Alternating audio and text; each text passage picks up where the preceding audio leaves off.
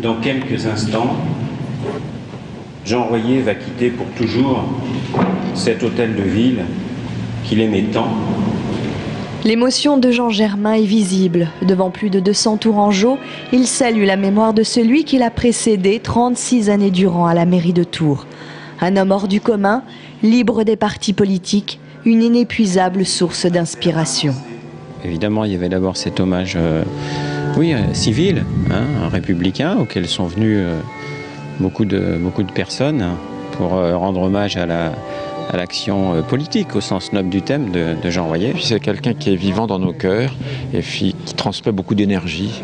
Et je crois que c'est le message au fond qu'il a incarné toute sa vie, c'est-à-dire un homme de caractère et un homme qui considère qu'il n'y a jamais de limite, qu'il faut toujours essayer d'aller plus loin.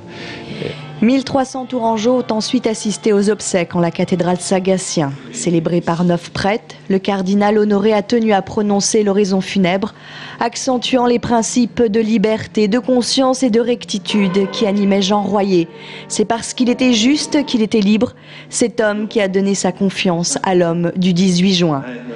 Les mandats qu'il a exercés ne venaient-ils pas en même temps de son ascendant personnel et de la confiance de ses électeurs? Et en définitive, c'est la leçon majeure qu'il nous laisse.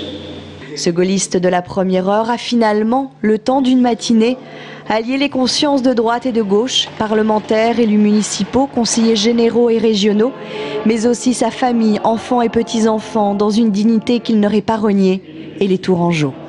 C'est plein d'émotions, mais c'est aussi plein de bonheur parce que de voir cette foule de gens très divers qui incarnent tous le peuple, la diversité du peuple tourangeau, être là et avoir du chagrin, je crois que je ne suis pas le seul orphelin, voilà. Personnellement, j'ai toujours eu beaucoup d'admiration pour lui, au-delà des figures convenues de bâtisseurs ou autres. Je retiens un homme d'exception. Je n'oublie pas qu'il a été instituteur dans des communes de ma circonscription. Et c'est pour moi un grand deuil, une perte. À la fin de la cérémonie, le cortège est parti en direction du cimetière La Salle, où le corps de Jean Royer reposera. Maire bâtisseur pour certains, père la pudeur pour d'autres, celui qui a voulu tant faire pour sa ville, peut-être jusqu'à la déraison durant les dernières années de son mandat, restera à jamais Monsieur le maire.